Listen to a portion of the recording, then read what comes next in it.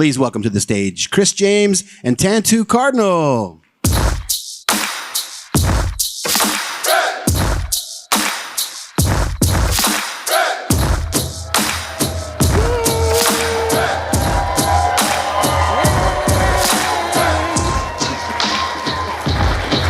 Thank you so much.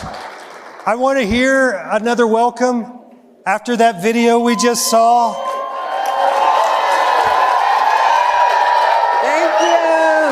Thank you.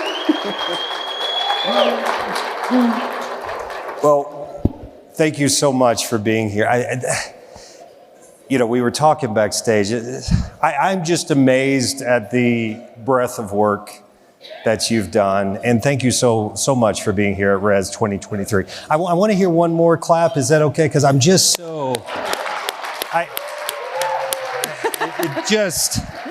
it's just amazing. As we saw on the screen, some of the roles that you've had, near 50 films, 40 TV roles, Dances with Wolves, Legends of the Fall, The Education of Little Tree, Smoke Signals, an upcoming movie from Apple, Killers of the Flower Moon,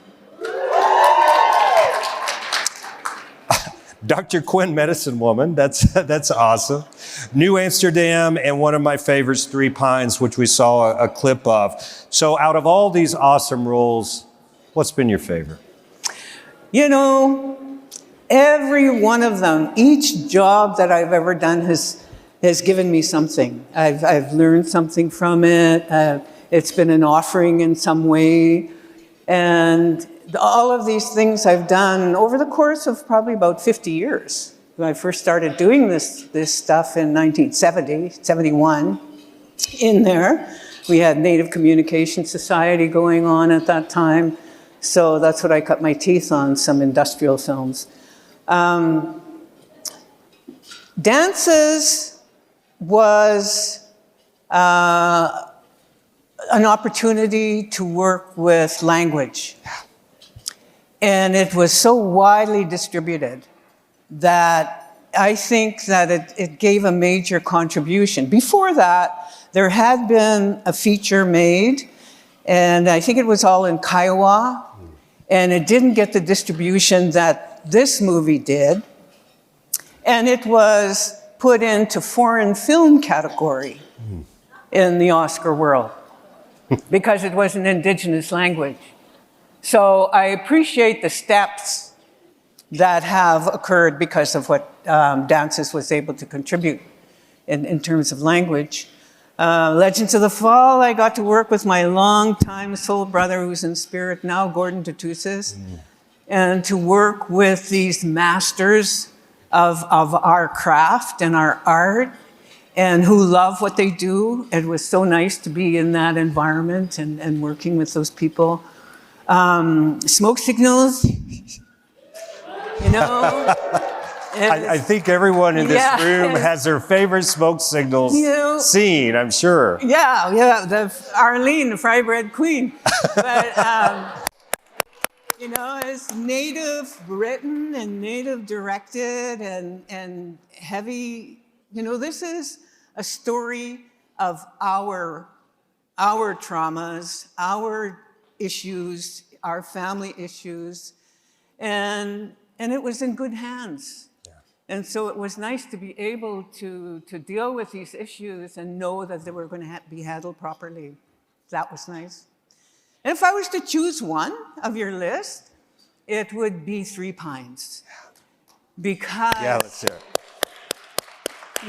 And here was character in a situation that offers a new way to kind of break through and tell our stories in a place where we haven't been allowed to tell our stories, and in a community, and it had so much potential. And it dealt with so many awesome issues as well, and I just, your performance in that is, I had already mention that it's like we're a whole family watched it. It was just amazing. So really, thank you. That's nice. Thank you. You were on, and we saw in the video you were honored as member of the Order of Canada, and that's one of the country of Canada's highest civilian honors. Tell us about that honor, and really, what did that mean to you? Well, it was a great honor. I mean, it's just such a wonderful feeling to be able to get an award that the whole country is aware of and has been a part of in some way, because my work was supported by the people. I'm not crazy about the governments that we have to have survived through, but there are people in these places, and somehow there was enough love to make that happen. And I appreciate it, because it's sort of a sticker saying, okay, you've done that, it's done. And you know, there are sacrifices that have been made on my part and a part of my family. But for me, what it shows is my ancestors, their tenacity and their insistence and the constant trudging ahead.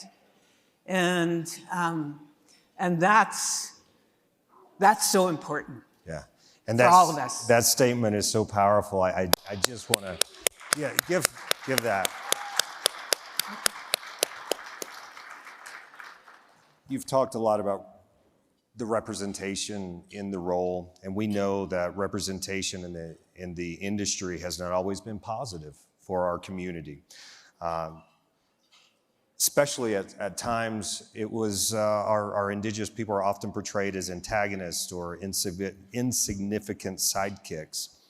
How have you had to navigate this and overcome the realities throughout your career? Well, you'll notice that those characters that you named, the sidekicks and what? Antagonists. Antagonists, they were men. Yeah. Mm. Oh. So that's all right. Sit down. And so it's been arduous, and it's been a lot of work to be present and be there and carry dignity in a place that was not written for.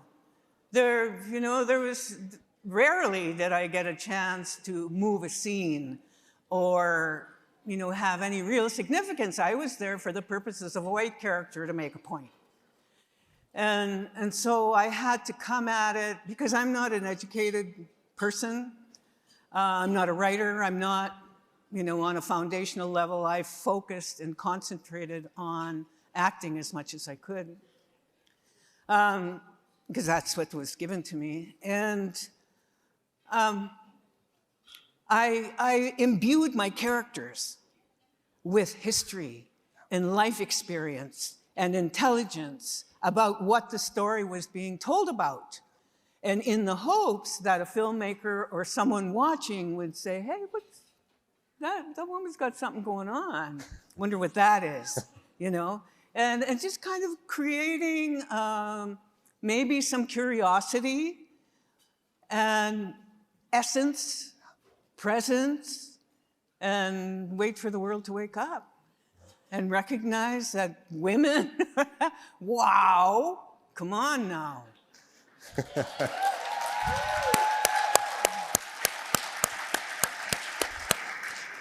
So to follow up a little bit, how have you seen some changes, or have you? We have some wonderful shows out now. You had mentioned even Smoke Signals that was one of a pioneer. But what are some of the changes that you've seen? Are there more directors and writers, and just what are some of your thoughts on that? Well, I've seen changes within writers and producers and directors over the course of time. Yeah. We've come through the 60s and the 70s and the civil rights movement and the women's movement and and the different movements in our whole Indigenous world. And we have imbued society, and we have imbued this industry with our presence. And so we have grown in awareness, and we have shown awareness. We have grown up this society with our struggles and the amazing people that have come forward in our communities to educate and to set the record straight. And because, you know, colonialism and genocide have made it pretty difficult. Yeah. And it's our people, the beauty and power of who we are, that has really made a difference. And the creators today, our creators today have inherited much blood and marrow from the door, and are able to get through doors and windows that have become more accustomed to sharing that space. Wow. Again, powerful.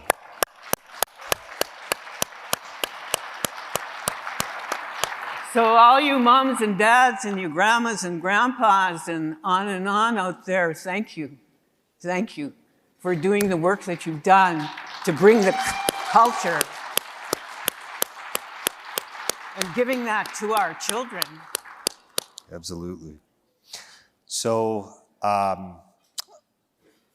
there's a lot of roles that you probably have options to choose. So this is a question about maybe what role, if there was a historical figure that you'd like to portray, or maybe something that you have portrayed, what role would that be and why? I've been really dissatisfied with that option and that opportunity, because I've come through where the focus was not on us. And I was in a piece where Molly Brandt was supposed to be brought into the story, and at least she had something to do within the story when I first got the script. And she's clan mother for the Haudenosaunee. And by the time that was done, most of her stuff had been cut. And obviously it was not one of our productions. Mm-hmm. This is working with storytellers from outside of our concerns. And the story does not revolve around this incredible woman and this whole idea. But of course, we come from a world and a society that was hidden, and it's still hidden. They're still trying to keep us down. Yeah. So we have so many heroines, warrior women that need to be brought forward, whose stories need to be told.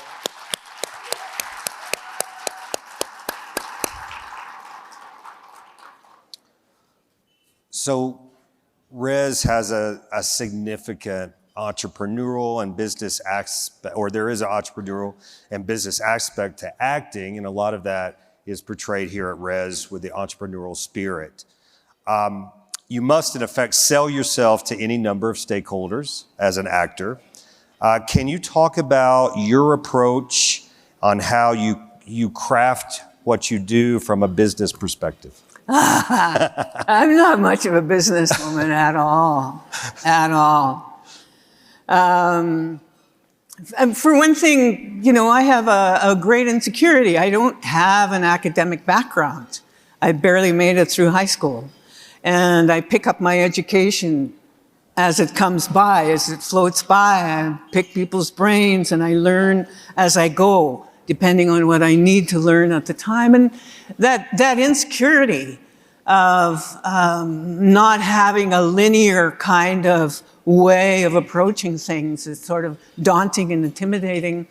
And then along came COVID and being stuck in one spot and the opportunity to do an absolute cleanse. Mm-hmm.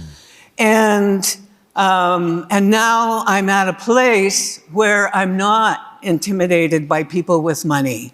I'm not intimidated by people that have a higher education. Now I have some product. Now I have projects that I want to produce. So now it's, hey, bring it on. Come on. Yeah, absolutely. That statement is really a theme of the Conference of Empowerment. And just, I shared a story yesterday about being knocked down so many times. So just, hearing you say that is just really impactful. So thank you.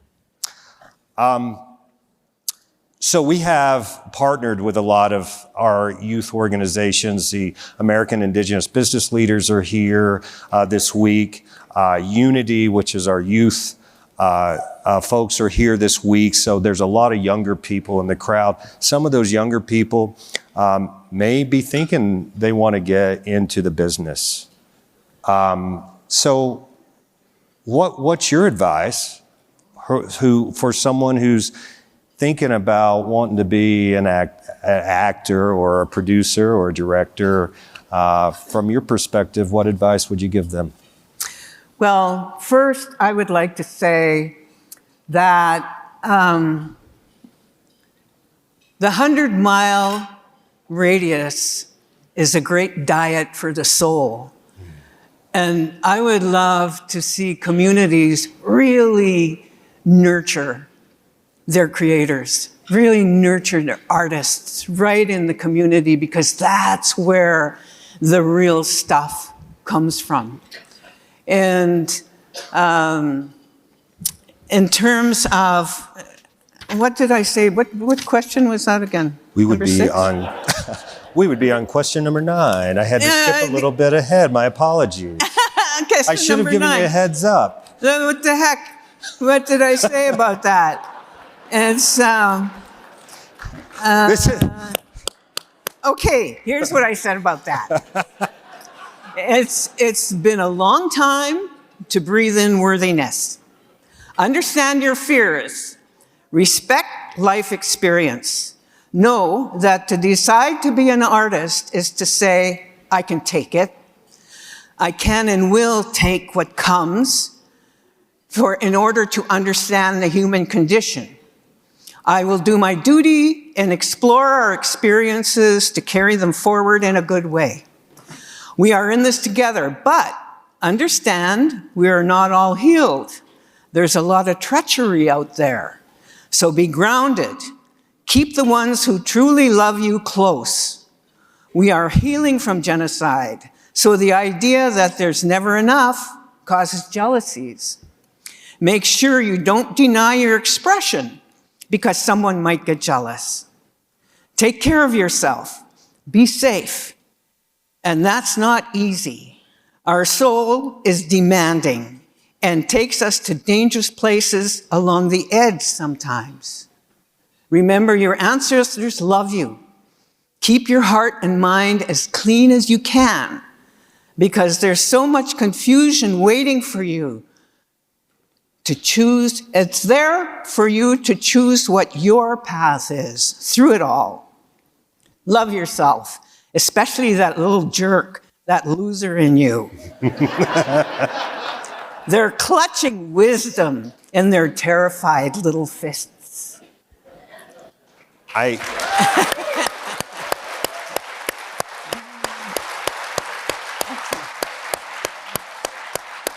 one of my adages is a mistake is a gift to further understanding. I cannot wait it sounds like a beautiful book that you could be writing, so I can't wait to be the first person to read that. That's so inspiring words, and just your story is so impactful and empowering. So thank you so much for sharing it. I do have one last question. What's next on the horizon? Well, I have 3 projects that I want to start producing, taking care of me. And also, I've got a school going back in Alberta. and it's in the community. And I brought it there because too often we have in our communities, a workshop will come in and spend a weekend or maybe a week, and if we're lucky, 2 weeks, and they're gone. And we never hear from them again. And so this, in my school, is called Tantoo Cardinal's Taproot Actors Academy. How's that? And I brought it to a community where the leadership said, our job is to make sure that the young people get what they want in terms of when they see something that they want to do, it's our job as leaders to make sure that they're able to do it. So it's in the community, and we get stories from our own community, our history, our culture, and the community is the support. And the community is our lot, our film lot. And they just ran a bingo. They've made over $5,000 to try to get some computers. We don't even have a building. That's how our community supports us. Yeah. And we have access to the town, the stage, to the different rooms that there are available, the lake, the beach, the cabins. Woo! And the kids, so healthy. It's so healthy for the kids and the parents and the guardians and the foster parents. It's just magic. It's beautiful. That's amazing. Well, on behalf of the audience here, thank you for empowering for generations. You are such an inspiration to so many people. And I just am amazed that I'm sitting here with you on stage, by the way. So thank you. I'm amazed I'm sitting here with you on stage. Thank you very much. Thank you, Zabe. Very Consul General, for inviting me here, and for you for opening up. Thank you. Thank you. Thank you. Thank you so much.